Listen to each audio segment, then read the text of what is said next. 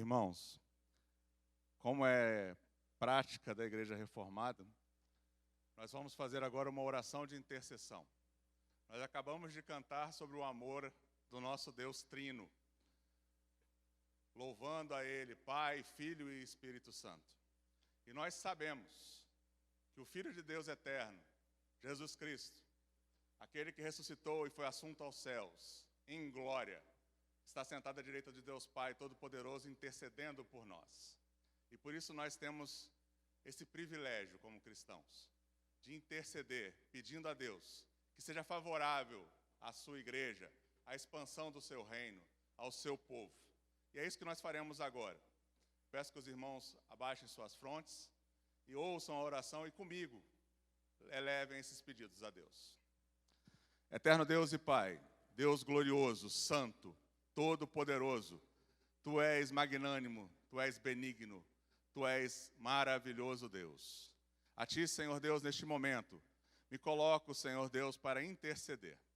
Em primeiro lugar, Senhor Deus, interceder por este povo que aqui se encontra, a chamada Primeira Igreja Presbiteriana de Volta Redonda, que aqui se reúne como igreja. Que o Senhor esteja abençoando a cada um dos irmãos e irmãs, dos pequenos filhos, das famílias, para que elas sejam prósperas no Senhor, aprendam de Ti, busquem a Ti na Tua palavra gloriosa. Senhor, que também Tu possas, Senhor, ser misericordioso para cada um, para que eles possam ter saúde, para que eles sejam cuidados por Ti, que as provisões, Senhor Deus, sejam dadas a cada um deles conforme suas necessidades. Senhor Deus Todo-Poderoso, neste dia, Senhor Deus, em que comemoramos também o dia da Bíblia, coloque nas mãos deste povo que aqui está plantado, Senhor Deus, da Primeira Igreja Presbiteriana de Volta Redonda, o desejo, Senhor Deus, de inundar a sua região, os seus vizinhos, os seus colegas de trabalho, em todos os lugares que estão próximos aqui, onde essa igreja está plantada, Senhor, com a palavra de Deus, para que os Teus eleitos sejam alcançados, para que os Seus eleitos venham para cá ser discipulados por nós, e que nós cuidemos um dos outros como povo de Deus que somos. Mas também, ó Deus, para que nós tenhamos essa liberdade ainda na nossa nação de levar o Teu Evangelho, a Tua palavra a todos, Senhor. Eu te peço pelos governantes da nação, eu te peço pelo presidente da República, por seus ministros, por cada um dos governadores dos estados, Senhor Deus, por seus secretários, pelos prefeitos, Senhor Deus, especificamente pelo prefeito desta cidade de Volta Redonda e também pelos vereadores, Senhor Deus. Que cada uma dessas autoridades, Senhor Deus, aqui listadas, continue permitindo, Senhor Deus, não afrontando a igreja, não tirando a liberdade do Teu povo. Por isso nós oramos pela paz, Senhor Deus, desse país, desta cidade, deste estado, Senhor. Para que nós, Igreja Presbiteriana do Brasil, a começar pela Primeira Igreja Presbiteriana de Volta Redonda, anunciemos o Evangelho com toda a coragem, sem temor, para que o Teu nome seja exaltado, para que o Teu nome seja glorificado nesta terra, como nós glorificamos aqui, neste culto solene que Tu nos chamaste, Senhor Deus. Também te peço, Senhor Deus, toca na vida de cada um dos juízes desta nação, que eles temam o supremo juiz de toda a terra, e se adequem à Tua vontade, Pai Santo. Que a Tua glória seja vista, Senhor Deus, também na conversão desses juízes, nas mudanças de mentes, para que as leis injustas sejam tiradas de nossa nação. Mas não só pelo Brasil, Senhor Deus, eu intercedo agora. Eu também intercedo, Senhor Deus, pelos nossos amados irmãos missionários que estão espalhados pelo mundo, que estão em países que são fechados ao Evangelho, onde há perseguição, onde a Bíblia é queimada, a Bíblia é rasgada, onde não há permissão para que se tenha uma Bíblia, Senhor Deus. Que o Senhor também toque os governantes destas nações, que eles sejam mudados, Senhor Deus, que eles sejam transformados, que eles dobrem seus joelhos diante de Ti agora, e não no dia do juízo, Senhor, para que o Teu Evangelho prospere até os confins da terra, para que o Teu reino, Senhor Deus, que será estabelecido em cada povo, tribo, língua e nação, aconteça rápido, Senhor. Eu sei que o Senhor tem o seu tempo, eu sei que o Senhor fará a Tua obra, mas, Senhor, nós queremos ver a Tua obra sendo feita, nós queremos ver as nações que ainda não têm a Tua palavra, mais de 2.000 línguas sem as traduções da Bíblia, terem as Bíblias traduzidas para aqueles povos, Senhor Deus, para que os eleitos sejam alcançados. Por isso também nós oramos, Senhor Deus, levanta tradutores da palavra de Deus. Senhor, nós te pedimos, Senhor Deus, humildemente, pois somos fracos para fazer tua obra, mas nós precisamos da tua força, Senhor. Ajuda-nos a começar por aqui, no local onde estamos plantados, e pensarmos, Senhor Deus, até os confins da terra, apoiando os nossos irmãos, a começar pelos nossos joelhos no chão, intercedendo por eles, intercedendo por aqueles que recebem a palavra, intercedendo por aqueles que são alcançados pelo Evangelho, Senhor Deus. Que o Senhor mesmo disse a Paulo, Senhor, eu tenho muito povo nessa cidade, que os eleitos sejam alcançados e que nós todos, sem exceção, tenhamos coragem para falar do teu Evangelho a todos que estão em volta de nós. Mas, Senhor, para isso, supre-nos, Senhor. Supre-nos em todas as nossas necessidades. Nos dá entendimento, Senhor Deus, de como devemos administrar os recursos que o Senhor nos dá, que são os teus, Senhor. Tira da nossa mente qualquer coisa que esteja associada à mentalidade secular, Senhor Deus. Que nós possamos entender que tudo que vem às nossas mãos é teu, não nosso. E que nós façamos para ti aquilo que devemos fazer. Também me lembro agora nessa oração de intercessão, neste dia, que é um dia conforme a Igreja Presbiteriana do Brasil determinou, de orar pelas esposas dos pastores presbiterianos, que estão junto com seus maridos neste ministério. Muitas vezes, Senhor Deus, passando lutas nas suas famílias, enquanto seus maridos se dispõem para cuidar das ovelhas. Senhor, abençoa as esposas dos pastores presbiterianos, Senhor Deus, não nesse dia só apenas, mas em toda a sua vida, no seu ministério ao lado do marido, cuidando da família, cuidando dos assuntos da tua igreja, Senhor.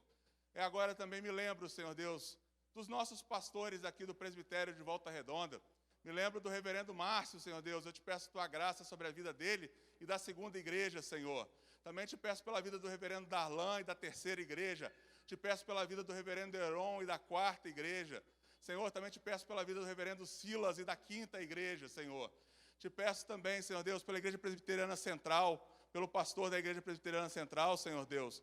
Te peço pelo pastor da sétima igreja, reverendo José Português. Te peço pelo pastor da Igreja Casa de Pedra, reverendo Giovanni. Pelo pastor atual ainda da nona igreja, reverendo Fernando, meu tutor. Mas também pelo reverendo Adenilson, que irá assumir a nona igreja a partir do próximo ano. Também te peço pela vida do reverendo Otávio, toda a sua família, Senhor Deus, na Igreja Presbiteriana Boas Novas. Cuida dos teus anjos, Senhor Deus. E aqueles, Senhor Deus, que ainda são também ministros desse presbitério, cuida da vida do reverendo Ivo Matiola e da sua família, Senhor Deus. Dá a ele o campo que o Senhor mesmo determinou para o próximo ano e os próximos. Que ele prospere no Evangelho, Senhor Deus. Que ele cresça na graça e no conhecimento do Senhor e testemunhe para que muitos creiam em Ti. Senhor Deus, abençoa também a vida de Jackson Jean, reverendo Jackson Jean e sua família. Senhor Deus, que dê a ele também um campo, Senhor Deus, para que ele cuide das tuas ovelhas, para que ele pregue o teu evangelho com coragem e fidelidade, Senhor Deus. E também peço pela vida do reverendo Dânios, Senhor, que tu cuide da família dele lá onde ele está, em São Paulo, e que o Senhor mesmo o conduza de volta ao ministério sagrado, Senhor Deus. Também te peço pelos meus amigos que se formaram comigo na semana passada. Nós ainda bacharéis em teologia, que ainda seremos designados para os campos que o Senhor mesmo tem, pois tua seara é enorme e precisa desesperadamente de trabalhadores.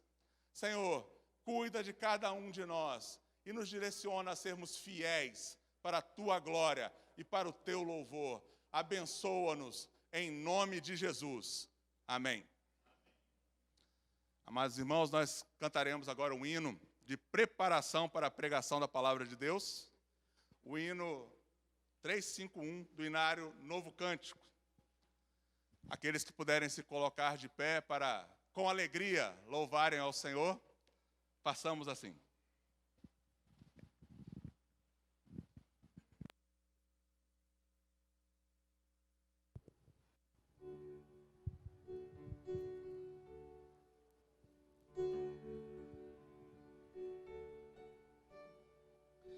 Quero ouvi-las mais outra vez, belas palavras de vida, narram tudo que Cristo fez, belas palavras de vida,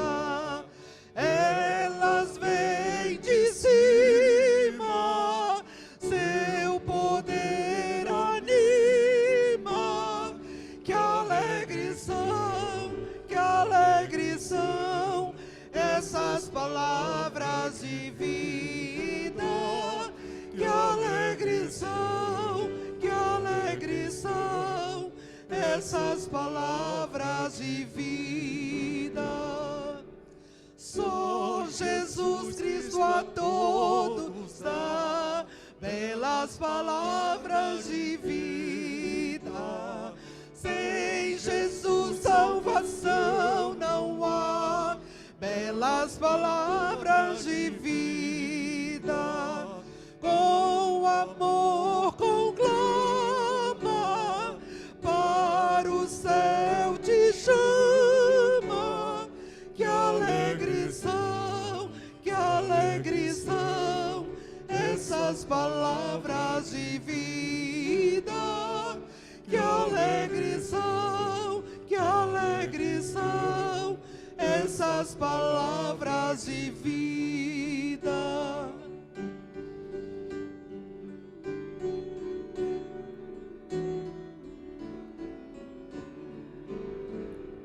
Só Jesus Cristo é Salvador. Belas palavras de vida, quer salvar todo pecador. Belas palavras de vida, Ele vivifica e nos purifica.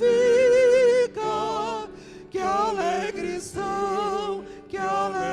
são essas palavras de vida. Que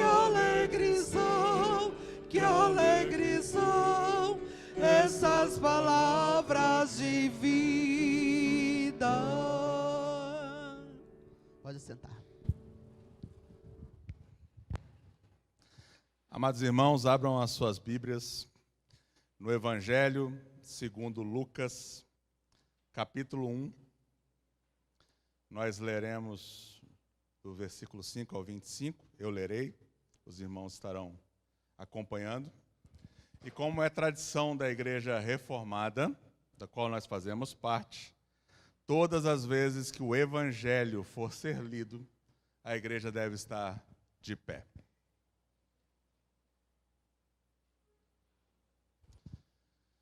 Nos dias de Herodes, rei da Judéia, houve um sacerdote chamado Zacarias, do turno de Abias. Sua mulher era das filhas de Arão e se chamava Isabel. Ambos eram justos diante de Deus, vivendo irrepreensivelmente em todos os preceitos e mandamentos do Senhor. E não tinham filhos, porque Isabel era estéril, sendo eles avançados em dias. Ora, aconteceu que, exercendo ele diante de Deus o sacerdócio na ordem do seu turno, coube-lhe por sorte, segundo o costume sacerdotal, entrar no santuário do Senhor para queimar o incenso. E durante esse tempo, toda a multidão do povo permanecia da parte de fora orando. E eis que lhe apareceu um anjo do Senhor em pé, à direita do altar do incenso. Vendo-o Zacarias, turbou-se e apoderou-se dele o temor. Disse-lhe, porém, o anjo, Zacarias, não temas, porque a tua oração foi ouvida, e Isabel, tua mulher, te dará à luz um filho, a quem darás o nome de João. Em ti haverá prazer e alegria, e muitos se regozijarão com o seu nascimento. Pois ele será grande diante do Senhor, não beberá vinho nem bebida forte, e será cheio do Espírito Santo já do ventre materno. E converterá muitos dos filhos de Israel ao Senhor seu Deus, e irá diante do Senhor no espírito e poder de Elias, para converter o coração dos pais aos filhos, converter os desobedientes à prudência, dos justos, e habilitar para o Senhor um povo preparado. Então perguntou Zacarias ao anjo, como saberei isto? Pois eu sou velho, e minha mulher avançada em dias. Respondeu-lhe o anjo Gabriel, eu sou o Gabriel que assisto diante de Deus, e fui enviado para falar-te e trazer-te essas boas novas. Todavia, ficarás mudo, e não poderás falar até o dia em que estas coisas venham a realizar-se. Porquanto não acreditaste nas minhas palavras, as quais a seu tempo se cumprirão. O povo estava esperando a Zacarias, e admirava-se de que tanto se demorasse no santuário. Mas saindo ele, não lhes podia falar.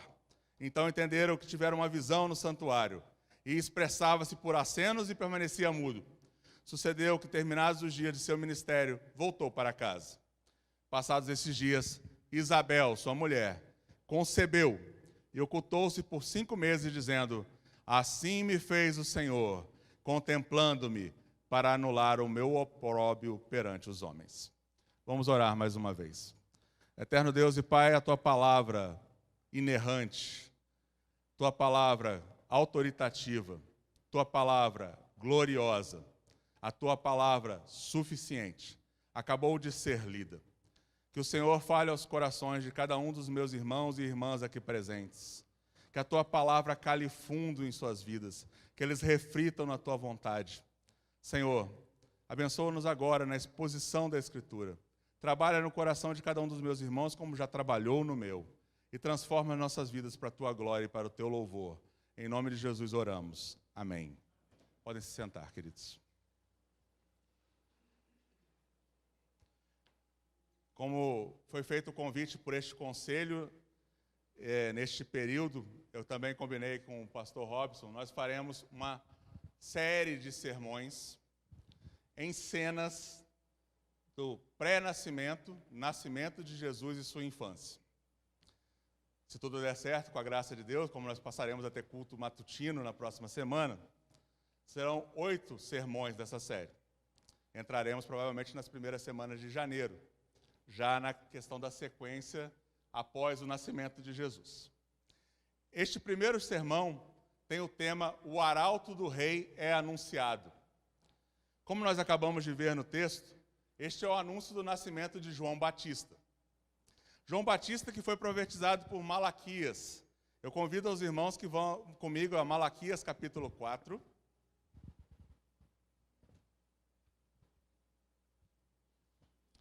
Lembrando que Malaquias foi o último profeta do Antigo Testamento antes de João, porque João também é um profeta do Antigo Testamento, da antiga aliança, antes da aliança do sangue de nosso Senhor e Salvador, Jesus Cristo.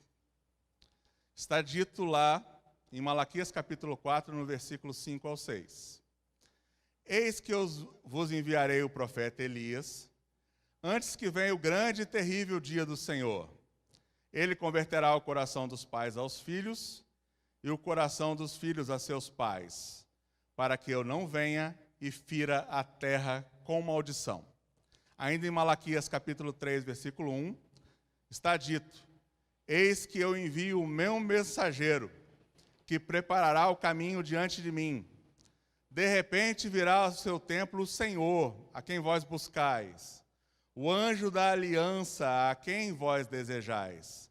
Eis que ele vem, diz o Senhor dos Exércitos. Então nós vemos aqui nesse texto de Lucas, o arauto do rei profetizado em Malaquias, sendo anunciado para nascer, antes da vinda do próprio Messias. E quando isso aconteceu? É dito a nós que isso aconteceu nos dias do rei Herodes, rei da Judéia. Herodes não era um hebreu, ele não era um judeu, ele era um descendente de Esaú. E os descendentes de Esaú, todos sabem, eram inimigos declarados dos descendentes de Isaac. Um deles foi Amaleque. Amaleque, em Deuteronômio, Deus mesmo disse que ele deveria ser destruído completamente. Saul não fez isso. E Amaleque continuou perseguindo o povo de Israel. No tempo da rainha Ester, um agagita, descendente deste rei que Saul não matou, Amã, intentou destruir todo o povo de Israel, se vocês lembrarem da história de Ester. Mas Deus, na sua providência e soberania, num livro que não tem o nome de Deus citado, mas Deus está ali o tempo todo com sua providência e soberania, ele não só destrói a Amã, como também os descendentes de Amaleque. Então os amalequitas são tirados da cena da história. Mas aqui, Herodes, um idumeu, também descendente de Esaú, está exatamente no momento de impedir a vinda do Messias. Humanamente falando, este era o propósito dele, como nós veremos ao longo dessas cenas. Amaleque, o amalequita, também tentou fazer isso quando quis impedir a passagem do povo de Israel. O inimigo de Deus usa homens perversos com o propósito de tentar impedir o plano de Deus de salvar os seus eleitos e entregar o seu filho. Mas nosso primeiro versículo, versículo 5, faz um contraste muito claro entre o mau, perverso, astuto Herodes e o sacerdote Zacarias e sua mulher. Voltemos ao texto sagrado. É nos dito que Zacarias, do turno de Abias, e sua mulher era das filhas de Arão e se chamava Isabel. Ambos eram justos diante de Deus, vivendo irrepreensivelmente em todos os preceitos e mandamentos do Senhor. Então, temos o contraste entre Herodes, o homem mau, astuto, que tomou o poder de toda a Judéia pela força. Ele reinou do ano 37 a.C. até o ano 4 a.C. Então, nós sabemos que existe um erro no nosso calendário, né? Quando a gente fala que a partir de tal ano é depois de Cristo, existe um erro aí de 4 anos, porque Herodes morre no 4 antes de Cristo. Nós vemos que existia um casal, já idoso, Zacarias e Isabel, que eram justos diante de Deus. Sendo que Zacarias, o nome dele significa Yahvé se lembrou. E Isabel significa Deus é um voto, ou seja, Deus é um Deus confiável. O que ele voltou, ele cumprirá. Esses dois eram justos diante de Deus. Mas como nós devemos entender, meus irmãos, serem justos diante de Deus? Eles eram sem pecado? Claro que não. Romanos 3, 23 diz, todos pecaram e carecem da glória de Deus. Mas eles eram justos porque eles seguiam os mandamentos do Senhor, conhecendo qual eram esses mandamentos e os colocavam em prática na sua vida. E aqui tem a primeira aplicação para mim e para você. O Senhor Jesus diz que aquele que o ama, como nós declaramos no louvor aqui, é aquele que cumpre os seus mandamentos. Então, quando nós vemos a vida de Zacarias e Isabel, nós devemos entender que se nós amamos de fato Jesus Cristo, nós devemos conhecer os seus mandamentos morais e regular nossa vida conforme eles. É dito que a lei é um aio que nos leva a Cristo. Por isso, quando nós pregamos o Evangelho para alguém que não é cristão, nós devemos sim dizer que existe uma punição eterna. Devemos dizer sim que ele está contra Deus, para só depois apresentar a graça em Jesus Cristo. Mas quando você vai à fé em Cristo, de fato, Cristo te aponta de novo para os mandamentos, para que você viva de acordo com a mente de Cristo. Eles viviam conforme esta mente, a mente revelada no Antigo Testamento. E quando eles pecavam, o que eles faziam? Se arrependiam e ofereciam a oferta estipulada na lei. Quando eu e você, meus irmãos, pecamos, o que nós fazemos? Nós nos arrependemos, abandonamos o pecado e buscamos o sacrifício perfeito do sangue do Cordeiro para pagar nos nossos pecados definitivamente. Não adianta nada você se arrepender e continuar praticando o mesmo pecado. Isso é brincar com Deus. Um Deus que é santo, santo, santo, santo. E todas as vezes que você peca, você o ofende em sua glória e majestade. Zacarias e Isabel não faziam assim. Quando eles caíam, eles se arrependiam e entregavam a oferta. Só que o versículo 7 nos diz, e não tinham filhos, porque Isabel era estéril, sendo eles avançados em dias. É fato que aquela sociedade, meus irmãos, julgava uma mulher que não tinha filhos como tendo o desfavor de Deus, como se ela tivesse uma maldição sobre ela. Porque foi prometido ao povo de Israel que nenhuma das madres, ou seja, dos ventres, se fecharia. Todas as mulheres teriam filhos, o povo seria próspero, os pais e as mães teriam ao seu redor, à sua mesa, muitos rebentos, para que eles não passassem vergonhas em suas casas. Mas esses filhos de Arão, Zacarias, o sacerdote, e Isabel, não tinham filhos. E as pessoas entendiam que isso era uma maldição sobre eles. Devia ter alguma coisa errada. As pessoas viravam a cara para eles. Isso serve para nós, mais uma vez, aplicando a cada um de nós, antes de julgarmos a situação de alguém. Porque o Senhor tem os seus propósitos. E o Senhor, ao longo da linhagem do Messias, diversas vezes, deixou casais estéreis, a esposa estéril, até o momento que Ele determinou pela sua providência, que um descendente nasceria. Foi assim com Isaac. Foi assim com Jacó. Foi assim com João Batista.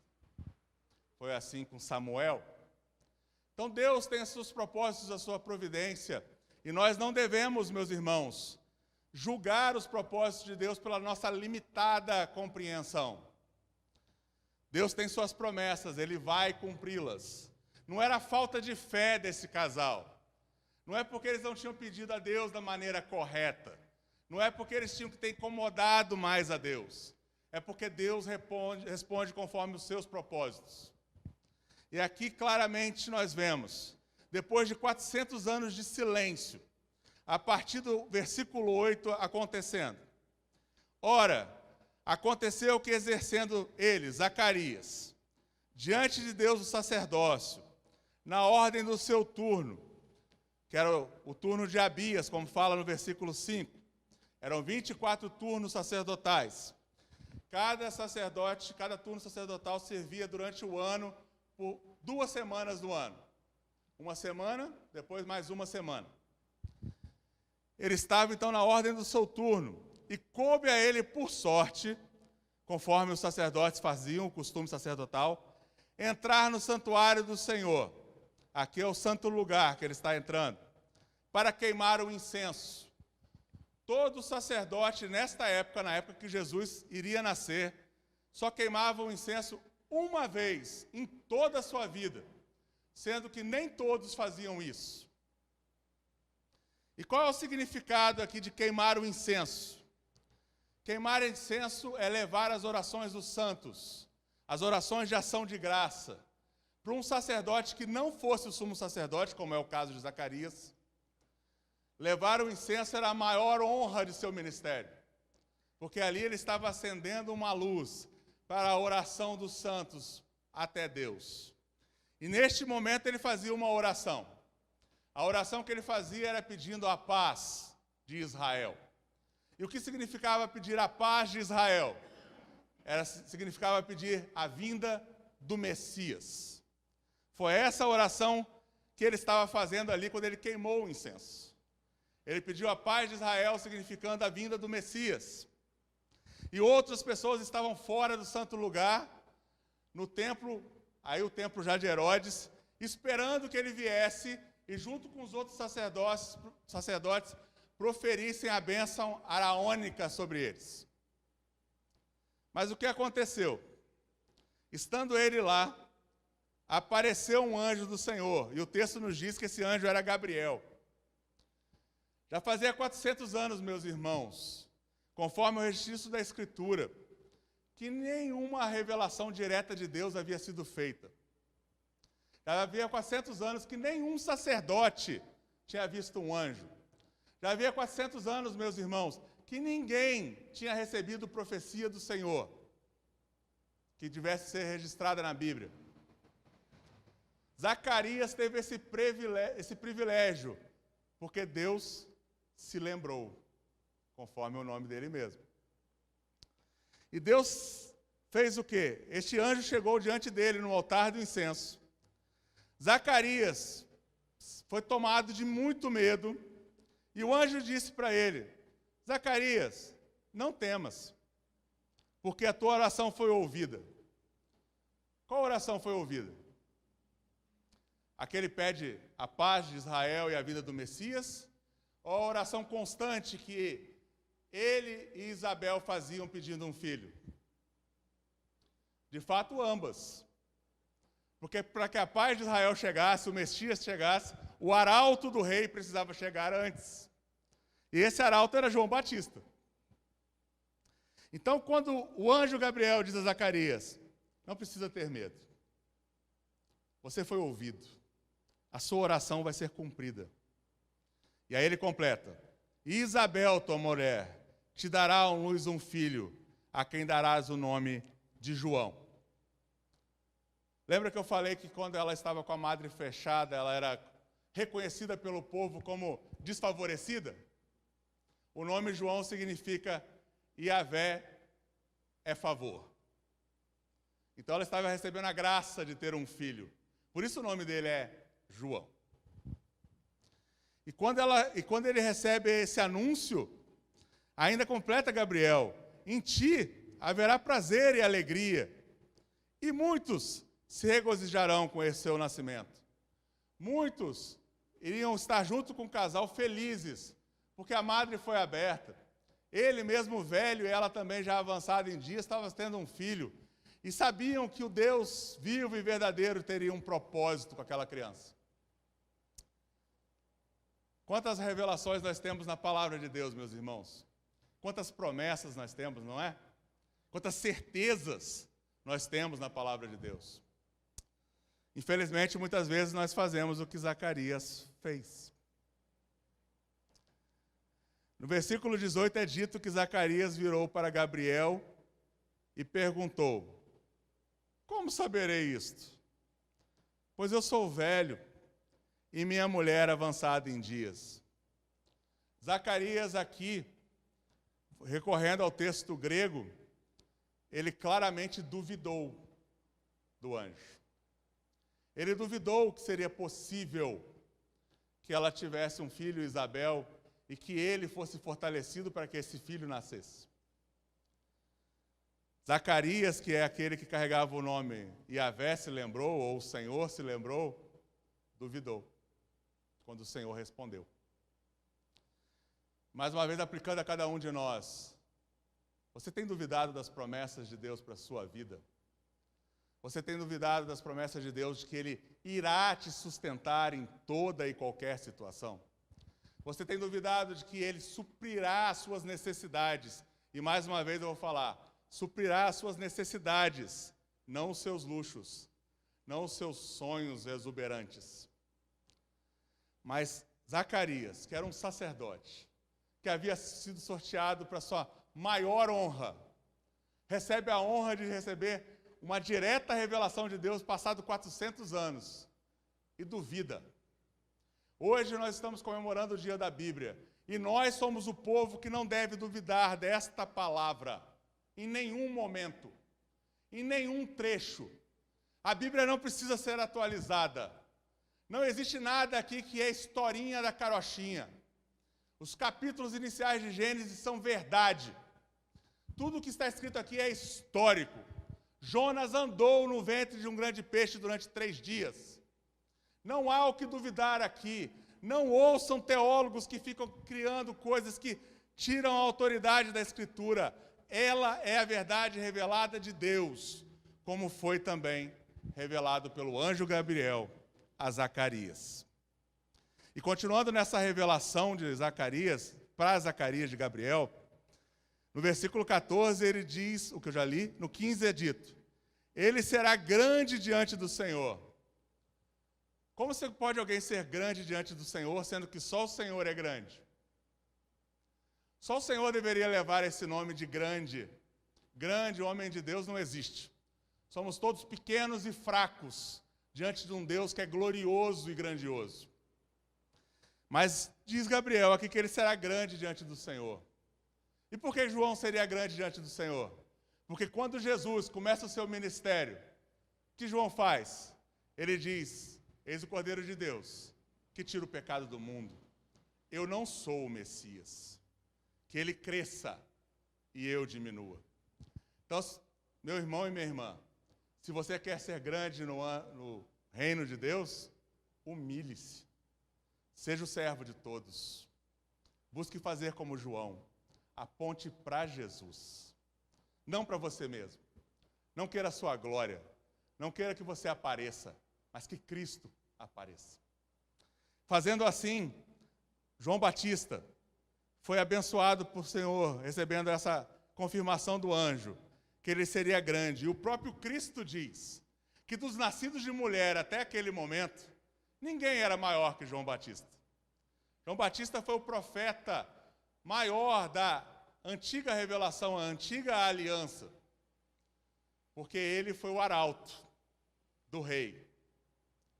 Mas logo depois Jesus diz que depois da vinda dele, o menor no reino dos céus seria maior que João Batista. Porque nós temos a revelação completa do Messias, que nós estamos comemorando nesse mês de dezembro, quando nós comemoramos o Natal. E por isso nós vamos ver essas cenas de antes, no nascimento e da infância de Jesus.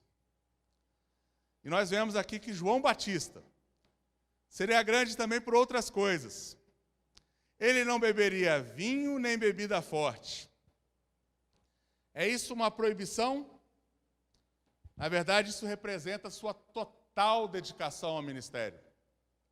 O sacerdote normal, que seguia a linhagem de Arão, ele deveria evitar vinho e bebida forte quando ele estava naquela semana de serviço, como Zacarias estava.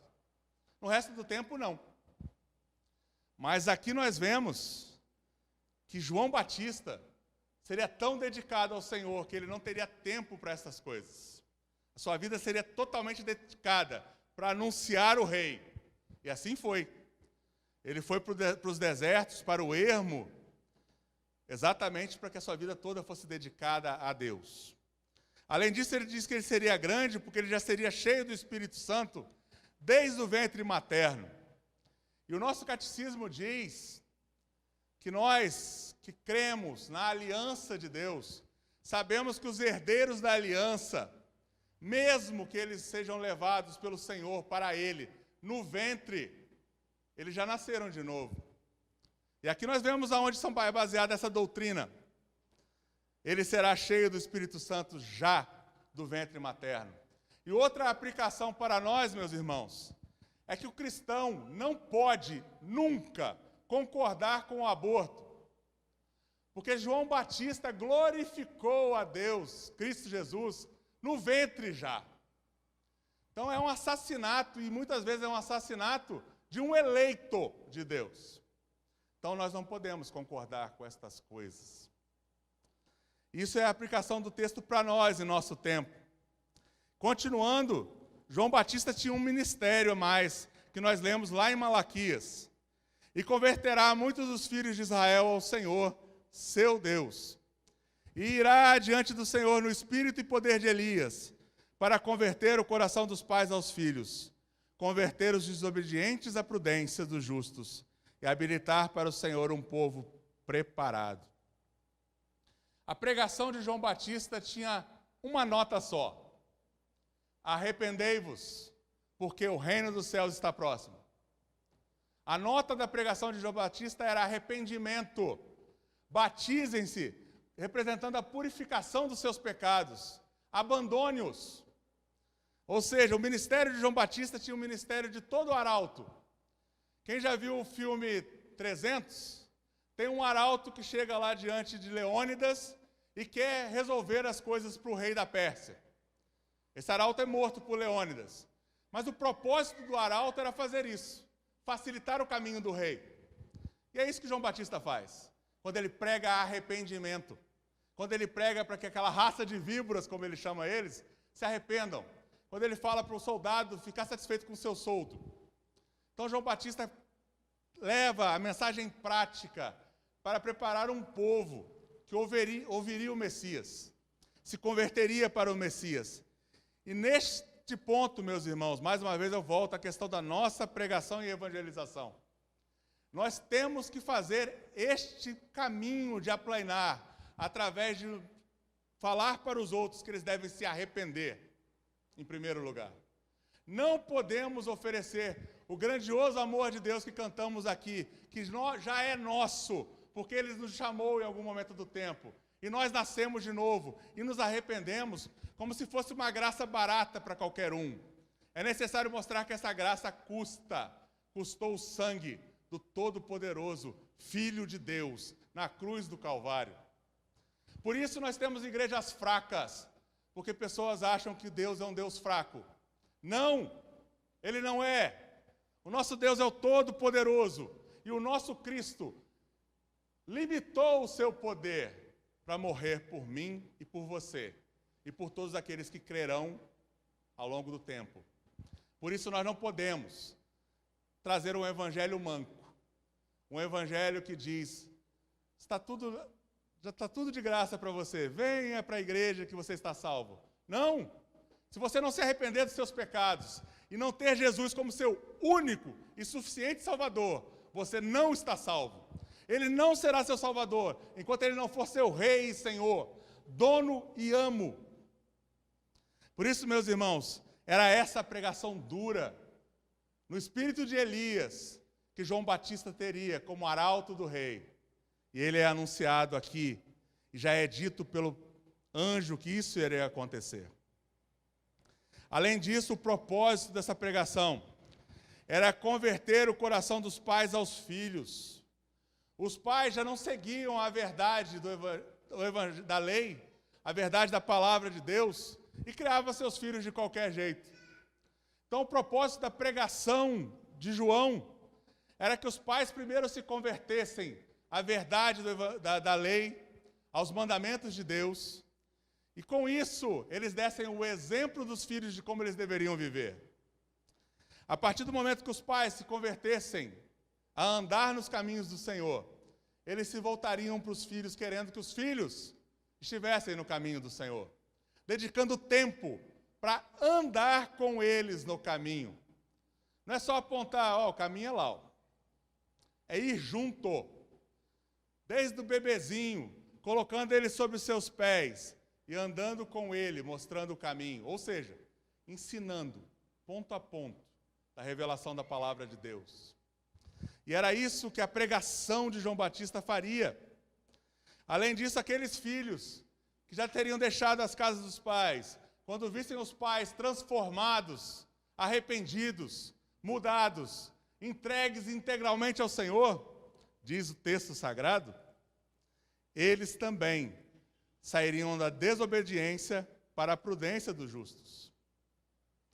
E isso habilitaria para o Senhor um povo totalmente preparado para a mensagem de Cristo Jesus. Observe, meus irmãos, como esse anúncio do arauto do rei tem tantas coisas gloriosas.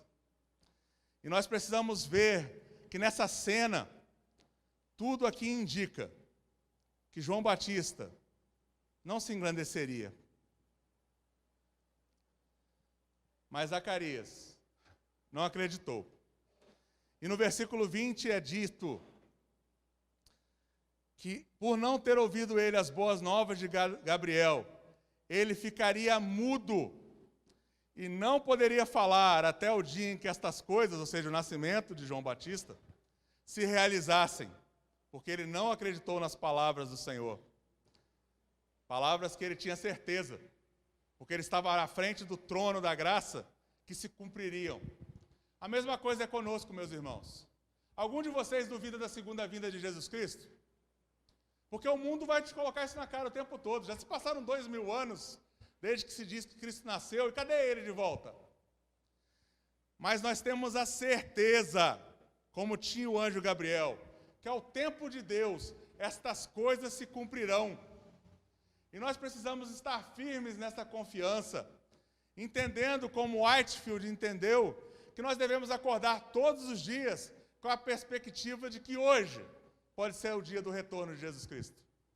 Por isso sua vida deve ser regulada em justiça, no caminho da retidão, todos os dias, porque pode ser hoje o seu encontro com o Senhor nos ares. Estou dizendo alguma coisa que possa parecer legalista? Não, pelo contrário. A salvação é pela graça. Não quer dizer, como dizem os arminianos por aí, que alguém morre em pecado e ele já está no inferno. Aquele que é salvo para sempre, porque o Senhor o retém em sua mão. Na aliança da redenção, no pacto da redenção, o Pai escolheu um povo para ser entregue ao Filho. O Filho se sacrificou por este povo. E o Espírito Santo aplica essa salvação a este povo. Não há como falhar, nenhum dos eleitos deixará de ser salvo. Mas é dito que aquele que não se conformar à vontade do Senhor, terá as suas obras queimadas como palha. Já aqueles que andarem nos caminhos do Senhor, suas obras serão consideradas preciosas. Então nós precisamos pensar que no tempo do Senhor, todas as suas promessas, as promessas da segunda vinda de Cristo se cumprirão.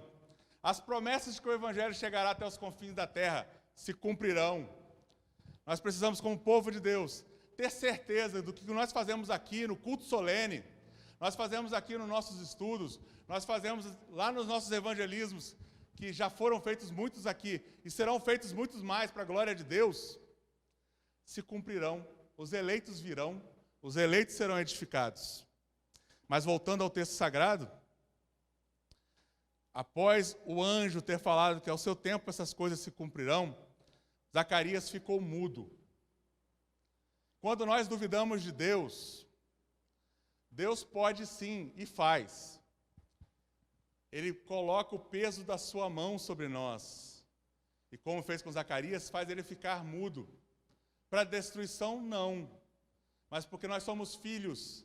E filhos precisam de disciplina para que eles sejam edificados, sejam colocados para proveito. Nós sabemos claramente aqui, quando fala o anjo, que Zacarias seria punido com a mudez e provavelmente surdez também, até que as coisas se cumprissem. Então, aplicando para nós mais uma vez, se você está passando por uma disciplina do Senhor, saiba você, é para aproveitamento, é para que você ande mais perto dele. Quando Paulo pediu 3 vezes para que fosse lhe tirado o espinho da carne, a resposta do Senhor às suas orações foi: a minha graça te basta, porque o meu poder se aperfeiçoa na fraqueza. Então, se Deus está lidando com você com disciplina, glorifique-o na disciplina, porque Ele está te ensinando a ser mais parecido com Jesus Cristo. E é isso que Ele faz com Zacarias. E no versículo 21, é-nos dito que Zacarias demorou tanto que o povo se admirava. A queima do incenso era feita da seguinte forma: alguém tirava a brasa do altar do holocausto, um sacerdote, e o outro trazia o incenso. Chegava no altar de incenso, ele colocava a brasa, que foi tirada lá do sacrifício, e o sacerdote que ia acender o incenso, no caso Zacarias, pegava o incenso e jogava sobre a brasa. E aí subia aquela nuvem linda de incenso. Isso era o mais perto que um sacerdote chegava do Santo dos Santos. Quando o sumo sacerdote entrava a cada ano no Santo dos Santos, ele levava o altar de incenso para dentro do Santo dos Santos, perto do propiciatório, significando que as orações de ação de graça do povo foram ouvidas porque propiciação foi feita pelo povo. Ou seja, a sua oração é ouvida, a minha oração é ouvida, porque Cristo Jesus foi a nossa propiciação. Ele morreu em nosso lugar para que as nossas orações tivessem acesso ao trono da graça. Mas as nossas orações são ouvidas e respondidas positivamente quando estão de fato de acordo com os propósitos de Deus, não os nossos. Por isso nós precisamos conhecer muito bem a Escritura. Zacarias conhecia, ele foi ouvido, foi respondido, mas ele duvidou. Nós precisamos ver se o nosso coração está no lugar certo. Por que nós prestamos um culto solene a Deus? Primeiro porque Ele nos convoca. Não é nós que viemos para cá. Ele nos convocou. Ele nos chamou no templo para isso. E por que nós devemos prestar culto a Ele? Porque isso o agrada. E como devemos prestar culto a Ele? Glorificando o Pai, o Filho e o Espírito Santo. É assim que se presta culto a Deus. Glorificando ao Deus vivo, não o homem. Por isso Deus fala e nós respondemos. Zacarias não respondeu corretamente quando Deus pediu para ele se posicionar da maneira adequada. Mas Deus foi misericordioso com Zacarias, não o fulminou, como outros que duvidaram. E quando ele saiu do santuário, o povo que esperava que ele proferisse a bênção araônica, viu que esse homem estava mudo. Ele estava mudo e não podia mais falar a bênção araônica a eles. E pelos gestos que ele fez, eles entenderam. Ele acabou de ter uma visão. Ele acabou de ter uma visão no santuário. Como eu disse, havia 400 anos que isso não acontecia. E ele não pôde revelar a visão para o povo, até que o seu filho nascesse. Então nós vemos que o tempo de Deus não é o nosso. Imagina você prestando louvor a Deus e tendo a oportunidade de abençoar alguém naquele momento, mas você duvida. E aí você não é utilizado por Deus naquele momento como instrumento do Senhor. Foi o caso de Zacarias. Mas ele terminou o seu ministério, aqueles 7 dias, como eu disse aos irmãos, de sábado a sábado, de sabá a sabá, o descanso, e voltou para casa.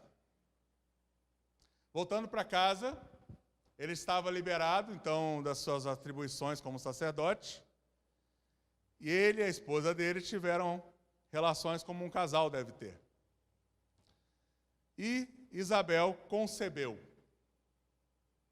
Ela concebeu um filho e ocultou-se por 5 meses. Não existe nada que confirme por que ela se ocultou por 5 meses, tá, meus irmãos? Tudo que for ser falado aqui sobre os 5 meses será apenas conjecturas. Mas provavelmente ela já tinha sofrido tanto com os olhares que ela tinha tido das pessoas, que ela esperou já ter evidência física para mostrar: estou grávida. Se cumpriu a vontade do Senhor em minha vida.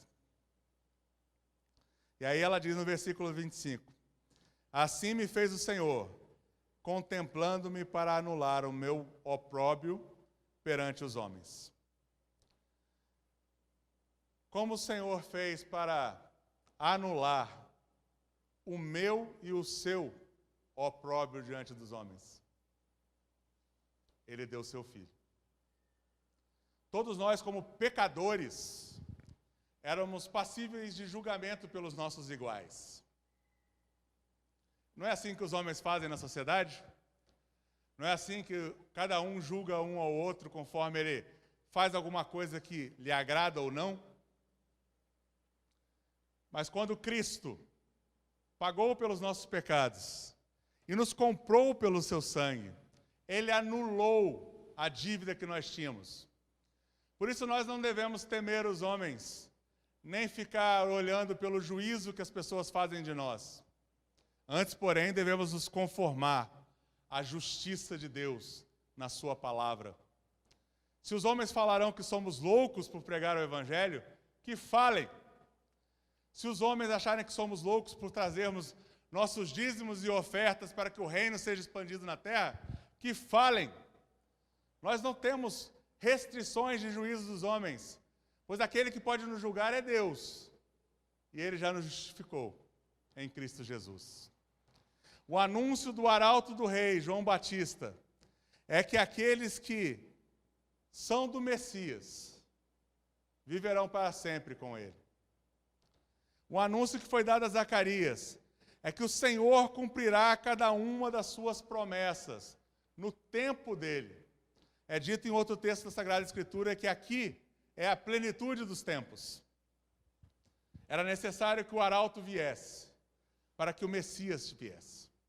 Era necessário que Deus cumprisse todas as suas promessas. Suas mais de 300 profecias sobre a vinda do Messias deveriam ser cumpridas, inclusive a vinda do arauto. Por isso, meus irmãos, nesta época de Natal, em vez de nos perdermos com festas, presentes, luzes e outras coisas, que as nossas ações de graça, como o incenso que era acendido no Santos dos Santos, sejam dados a Deus, porque Ele nos deu a revelação completa da Escritura. E nós não somos surpreendidos mais como Zacarias. Nós sabemos, se você é cristão de verdade, você sabe que a vinda de João só anunciou a vinda de Jesus, seu Senhor e Salvador. Você não pode duvidar, porque foi revelado a você. Você também não deve duvidar da sua salvação se você de fato anda no caminho do Senhor, se regula conforme os seus mandamentos. Porque andar nos mandamentos do Senhor é vida e alegria para aquele que crê. Não é uma restrição, como o mundo diz. Você não deixa de viver uma vida boa porque você não faz as coisas que o mundo faz. Você não se assenta à roda dos escarnecedores. Pelo contrário, a sua alegria é o Senhor. A sua alegria é a comunhão com os irmãos. Ou a sua alegria é cantar louvores que glorificam o único Deus verdadeiro. E nós veremos nas próximas cenas o louvor fluir da boca de Isabel. Nós veremos o louvor fluir da boca de Maria. Nós veremos o louvor fluir da boca da profetisa Ana, nós veremos o louvor fluir da boca do velho Simeão. Porque as promessas do Senhor são fiéis, elas se cumprem. Mas não criemos promessas que Ele não fez na palavra. Para isso nós precisamos dedicar a entender a Escritura. Que o Senhor aplique a cada um de nós a sua palavra, a sua vontade. E que vocês sejam edificados do Senhor. E que aprendam que Jesus Cristo é poderoso, que Jesus Cristo é sobre todos,